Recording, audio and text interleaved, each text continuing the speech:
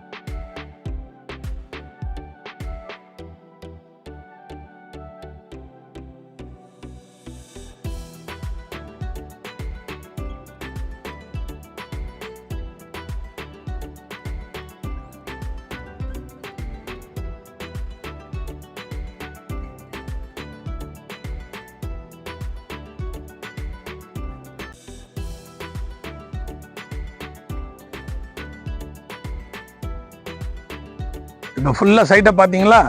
இப்போ நான் எங்கே நிற்கிறேன், கரெக்டாக இந்த சைட்டுக்கு ஒதுக்குன்னு பூங்கால் நிற்கிறேன். டோட்டல் 70 சென்ட் பூங்கா. சில நிறுவனம் பூங்கான்னு இடம் விடுவாங்க டிடிசிபி அப்ரூவ்டில். நாங்கள் பூங்கா ரெடியே பண்ணிட்டோம் செலவு பண்ணி.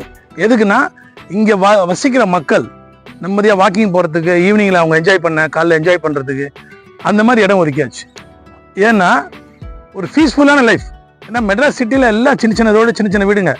அதுவும் ஸ்கொயர் ஃபீட் எவ்வளோ? நல்ல ஒரு மாதவரத்தில் 10,000 ஸ்கொயர் ஃபீட்டு. 5000 வித்துச்சு ஒரு 4-5 வருஷம் முன்னாடி. இப்போ நாங்கள் 2000 இவ்வளோ அம்யூனிட்டிஸோட தரோம். என்ன கொஞ்சம் தூரம், பட் இன்னைக்கு தூரம், நாளைக்கு ஒன்றும் இல்லை. ஒரு 30 வருஷம் முன்னாடி வண்ணாரப்பேட்டையில் உள்ளவங்களுக்கு மூலக்கடை தூரமாக இருந்துச்சு. இன்னைக்கு மூலக்கடை ஒன்றுமே இல்லை. அதே மாதிரி இந்த ரோடு பாருங்க, 30 அடி ரோடு. அந்த ரோடு பாருங்க, 2 அடி 2 ஃபீட் நாங்கள் ஹைட் பண்ணி பீம் போட்டிருக்கோம். ஏன் 50-60 வருஷம் கூட ஸ்ட்ராங்காக இருக்கும். எவ்வளோ லாரி வந்தாலும் ஒன்றாகாது. எதனால? வாங்குற கஸ்டமர் யூஸ்ஃபுல்லாக இருக்கணும், பெனிஃபிட் அடையணும். நம்ம நிறுவனத்துக்காக சொல்லலை, நம்ம ப்ராஜெக்ட் எல்லாமே அப்படி தான் இருக்கும். சும்மா ரோடு போட மாட்டோம். 2 ஃபீட் ஹைட் பண்ணிடுவோம், ரோடு பெருசு போடுவோம். இபி லைன் பாருங்கள், இபி லைன்லாம் கொண்டு வந்தாச்சு. சில லேஅவுட்டில் வீடு கட்டினா தான் இபி போடுவாங்க. வீடு கட்டியாச்சா, அப்போ நான் இபி தரேன்னுவாங்க. நாங்கள் வீடு கட்ட முன்னாடி இபி இழுத்துருவோம். ஏன்? கஸ்டமர் சர்வீஸ் நமக்கு ஃபர்ஸ்ட். அதனால தான் எங்களுடைய நிறுவன சைட் எல்லாமே சீக்கிரமாக விற்றுறது, சீக்கிரம் டெவலப் ஆகுது. இவ்வளோ வசதியோட இந்த மனை என்ன ரேட்டு விற்கிறோன்னா 2000 தான் விற்கிறோம். இதே பேஸ் 1 கொஞ்சம் முன்னாடி 2300 விற்றோம். அது சோல்ட் அவுட்டு. அது ஒரு 10 மனை இருக்கும். பேஸ் 2 இப்போ இதில் இருக்க மனைகள் இருக்குது, 2000 தான் விற்கிறோம். DTC approved. இவ்வளோ பெரிய ரோடெலாம், இவ்வளோ பூங்கா, இவ்வளோ அம்யூனிட்டிஸ் கொடுத்து 2000 தான் விற்கிறோம்.